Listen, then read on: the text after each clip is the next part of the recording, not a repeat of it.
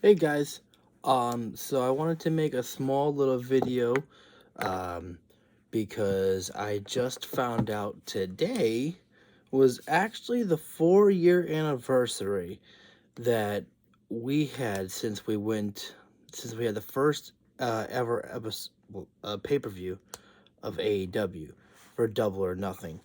And I figured, you know what, I might as well talk a little bit about it to kind of celebrate that joyous occasion.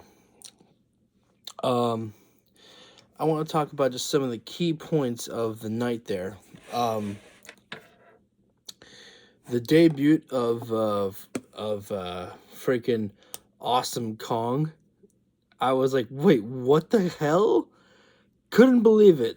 That one took me by surprise. Um, and then just seeing. I think what happened is SCU oh god, took on. So I should have studied this. I should have. You know what? Let me pull up the match card. Um. Um. Yeah. Let me pull up the match card just because I want to, give my thoughts on everything. Um. I think I didn't. I don't believe I saw the Casino Battle Royal. I think I was a little bit late to see that part, but I saw Kip Sabian and Sammy Guevara's matchup, and just like I tell Kip a lot of times, whenever I see him on Twitter, I just kind of I kind of tell him for like his birthday. I said and I told him on Twitter today, I was like, you won me over instantly. Just, it was my first introduction into Kip Sabian and Sammy Guevara. Both men just putting on a great matchup is exactly what was, to really show us the future of what professional wrestling looked like in the modern era and what it looked like on a um, national, like, a North American scale here. Because the way that they were, wrestling is pretty much exactly the type of style of wrestling that you weren't really seeing on a mainstream basis. You would kind of get, some of those types of matches with an NXT takeover, but, especially from what you know about our AEW content, looking at it today, I mean, you can get that AEW competition at a pay-per-view and on a weekly basis of Dynamite now. Um, but I took for and now we're looking at the card itself right now. That was the buy-in show there. Um, we had SCU taking on the Strong Hearts. That was with uh, Shima, T-Hawk, and L. Lindman, if I'm reading that correctly. I just want to run through the card just because, again, like, I want to give my thoughts on my reactions and my thoughts on basically on what I remember from that night there. So seeing SCU there, I think when I first watched this matchup, I think I took it for granted because I don't think I really knew what to expect yet. I just remember I was trying to understand the rules that because it was the first time that they told us that, in AEW, you have 10 seconds to stay in the ring before it's a disqualification, not 5 seconds. And so I was like, oh, holy cow here. So I think I was trying to train my mind there to pay attention to some of the stuff here. So I don't really remember 100% how I felt about the matchup itself, but definitely watching it again a second or third time around. Um, I'll say third time around. I think that's when I actually started to really appreciate the matchup. I was like, holy shit, look at these wrestlers go here. Um, the Britt Baker, Kylie Ray, and Awesome Kong matchup was definitely, like I said, seeing Awesome Kong was definitely something that was was definitely something that was quite surprising for me. The match itself, um, I don't think it wasn't bad, but I don't, it definitely doesn't live up to the standards of the type of physicality that you see of today's women's matches on AEW. Um, but it was a good start to see there, and a great showing for Britt Baker as I remember that she was the first woman to get the very first pin in AEW for a woman. Um, and then this matchup, unbelievable. The best friends and Helico and Jack Evans. Oh no, what's in Helico and Jack Evans is uh what's their name? Um the hybrid. Hybrid, yeah, that's right. I forgot about the name. I'm sorry. I just wanted to make sure to remember that just because I remember watching this matchup and I was like, holy cow, the things that these guys were doing was absolutely unbelievable to watch. It's where I instantly fell in love with the best friends um, in this matchup, and it's where exactly where I got first introduced into uh, the hybrid, and Helico and Jack Evans, and I was like, oh my god, everybody won me over. And this was the first debut that we saw of the Dark Order as well too afterwards, which didn't go over 100% with the audience, but you can't deny that. I mean, that it was quite an interesting debut to see there. Um, um, and then we had the next matchup, which was with Hikaru Shida, which I don't think any of us could have predicted how big of a name that Shida would become in AEW after her first appearance here. Riho and Rio, Mizunami, uh, Rio Mizunami is the full name. Aja Kong, Emi Sakura, and Yuka Zakazaki, and seeing Yuka on the side of the heels there, that's an interesting sight for me there. But I think that this was just kind of a trios matchup just to show the Joshi girls as well too there. So that was a bit of a nice um, introduction there as well. I don't really remember my thoughts on the matchup too much. I think mostly because, like, in a matchup like this, it was my first introduction really into seeing the Joshi girls wrestle, and so therefore I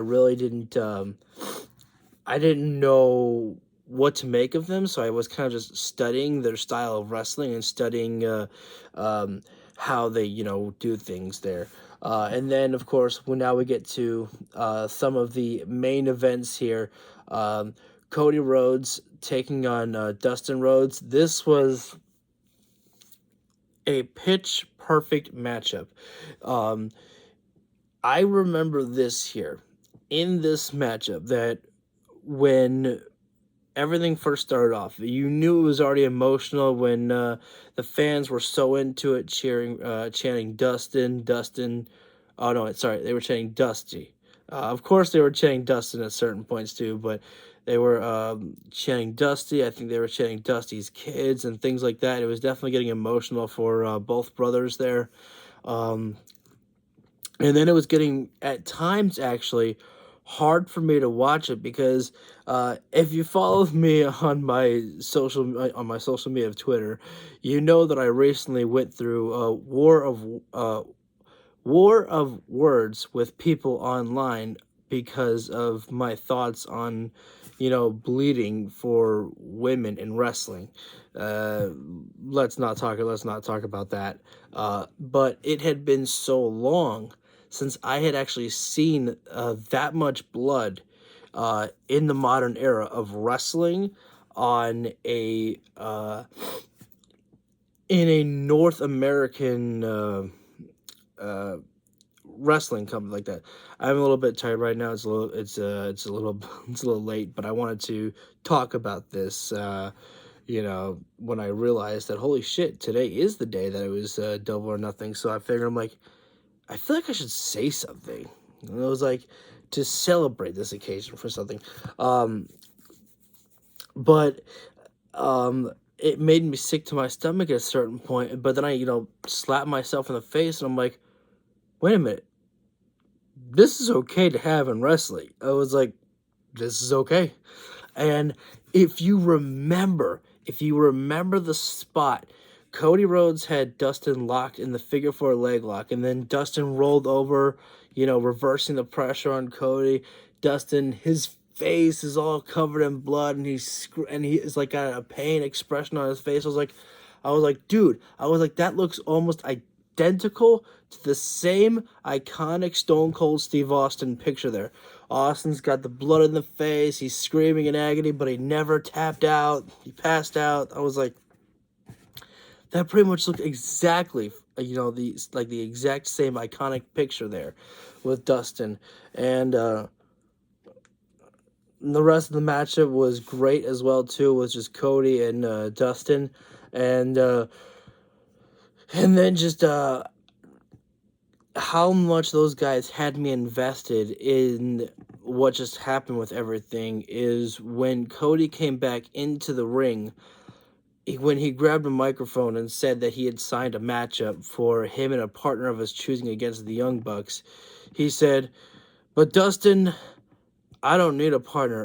And I was so just blown away by the match of what I had just seen, and I was listening to Cody's words that I was like, "What, are you gonna wrestle a handicap match?" I was like, "That's stupid." And then he said, "I don't need a friend." I was like, "What do you need?" And everybody who I've ever seen react to it, he's like, if he says he needs his older brother, and then when he said, "I need my older brother," and then when he was choking on his words, I had a single teardrop coming down my eye. And you guys don't even understand. I'm not someone who gets very emotional. Okay. So, and especially to cry over wrestling, I haven't done anything like that in a long time. And for something like that to really break me, I was like, I can't believe I got this emotional over something like that. And it doesn't, and it wasn't even like, why are you crying over this? Oh, so stupid. It's like, no, that's a beautiful moment to be able to cry over. And if you go back and watch at Double or Nothing, when they go to the commentary booth, you see Excalibur pull his mask a little bit forward to just wipe his own eyes, because he's got waters coming down his face as well too, which is just so beautiful. And then the Young Bucks taking on the Lucha Brothers. Uh, excuse me. I was just again blown away. What This was my first introduction to the Lucha Brothers. Tonight was pretty much my first introduction to so many different wrestlers, and I was like blown away. I was like, this is what tag team wrestling can be. I was like, oh my god. I was like, I have been missing so much. I was like, again, just blown away by everything I had seen. There was nothing bad on this show at all, and I was like, this was just fucking amazing to just see this entire show. And then we got the introduction. I didn't even talk about it, but Bret Hart being there to unveil the AEW World Heavyweight Championship, and I was like, that's a beautiful belt. And we got the introduction there to MJF on the microphone as well there too. And from day one, MJF was the smarky little bastard that we know he is today. It was great there. And then again, getting back to the matchup with the Young Bucks versus the Lucha Brothers, just again, it was just my first introduction to both of these teams here. Actually, I think I've seen a Young Bucks match before, but I don't think I really took the time to really watch it, because the first time I think I was introduced into the Young Bucks was back in New Japan. I think I had only seen one of their matches though, and I was watching that match while I was at work, so I wasn't really able to fully just sit back and take it in. So this is my first time really just being able to sit back and watch, and I'm like, these guys are fucking great. I was like, this is unbelievable. And I want to state this here. I can't remember what it was, whether it was a family member's birthday but there was some family gathering that we had at my house when Double or Nothing was on. And I feel awful, but at the same time, that just shows how important that watching this pay-per-view was for me, because I said, "I ain't missing this shit." I stayed downstairs in my bedroom and I watched the show instead of being with the family. But um, I watched the main event, Chris Jericho versus Kenny Omega. Honestly, like the match was good, but I kind of feel like their first match that they had at Wrestle Kingdom was better. Um, that might I think that's just my personal opinion. I think that maybe that, Kenny's nose getting busted open definitely played a part into maybe slowing down the match a little bit more. But it definitely was still a good matchup as well too. But I mean, then of course came the ending. John Moxley, Jericho getting on the microphone, and we should have all seen it coming. I mean, people saw it coming, I think, but I'm like, I should have seen it coming. There was a surprise, but it's just like we didn't know. Like we hoped that it was the night tonight that Moxley would be there, but you just didn't know. In your mind, you told yourself he's got to be there, right? Right? You held on for hope, but you didn't know. And Jericho says, "I said I demand a thank you," and immediately after that, the camera pans over. Moxley starts coming out through the crowd, and the crowd explodes. I immediately rush upstairs and call to my cousin Cody. I said, "Cody, you got to get down here. You got to get down here." And and we just stand in front watching the TV, and he was like, "Holy shit, is that Dean Ambrose?" I was like, "That's fucking John Moxley." But he's like, "Holy shit, man." I was like, "Yes." I think I was even jumping up and down when I saw Moxley. I was that excited because knowing that AEW was now a legit company that is going to be on television, because again, like, um, I think this is when I believe they had their television deal announced, if I'm not mistaken. Um, but I feel like I could be mistaken, actually. But knowing that this was a legit company, that this was real, and I had an alternative to WWE now, and to see the action that was taking place, and to see that one of my favorite wrestlers in the modern era, uh, going from Dean Ambrose now to John Moxley, was here in AEW after witnessing all of the great matches that I saw tonight. I was so excited and so happy for him, and I was like amazed. I was happy, so happy. And then for Moxley, I almost called him Ambrose. At the top of my head, I said Ambrose earlier, and so I started thinking Ambrose. But anyways, back to what was going on. Moxley came in, hit the double arm DDT on Jericho, and then turns around and just DDTs the referee. And I remember this line from Excalibur because I loved it. It felt like it was perfect timing. Moxley is just, hanging on to, like, he's got, one foot on the middle rope, and he's just, taking it all in, and Excalibur just saying, "Moxley carving a path of destruction here at All Elite Wrestling." I was like, "Oh, that's such a good line."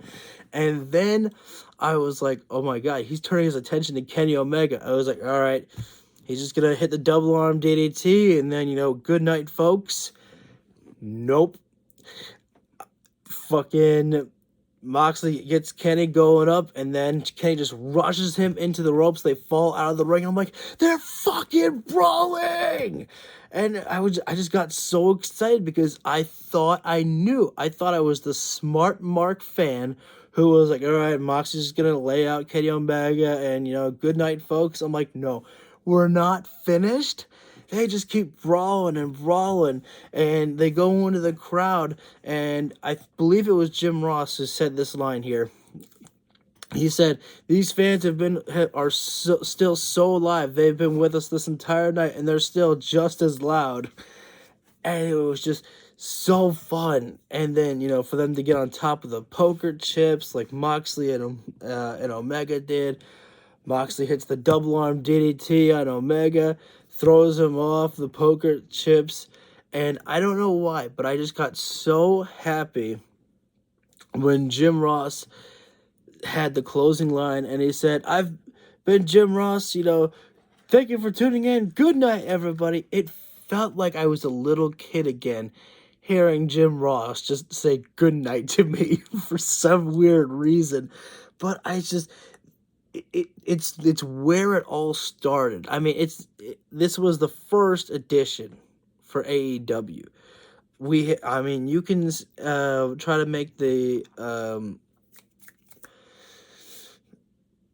argument as to where AEW started, whether it was, Jericho and Omega, with, New Japan at Wrestle Kingdom. That's where Tony Khan realized, holy shit, there is a desire for wrestling that wrestling can be popular as well, too, not just the WWE. There's a high demand there. Oh, and then seeing All In, that was like another holy cow. People will tune into other stuff besides WWE. That's where we knew that it could be a possibility. And so, but this was the first introduction as to AEW being the first show was Double or Nothing. This was the first AEW branded show, and it was a huge success. And we're still going strong 4 years later. And we've got Double or Nothing coming up this Sunday here. It's just I'm very excited for what has been accomplished by AEW, man. We could talk about everything that they've done, since and stuff like that. You can put some of your favorite AEW moments in the comments if you want, but I just want to stick to talking about the Double or Nothing 2019 show. I still go back and rewatch Double or Nothing every once in a while. I mean, it was 2021. I probably rewatched that show 4 times that year, maybe, just because Double or Nothing 2019 for me is a perfect show. I could. It's like pretty much like Revolution of 2020. Yeah, that one was pretty much a perfect show to watch. There are just some shows that even though you know the outcome, even though you've seen this show before, it's just something that you can just keep going back and be like, I never get tired of it. Double or Nothing 2019 is for me a show that I just never get tired of. Um, and so yeah, so I just wanted to make a small video for like giving a little happy anniversary to Double or Nothing 2019. And I want to apologize. I want to end a little bit here. I apologize for not doing a Ring of Honor live stream.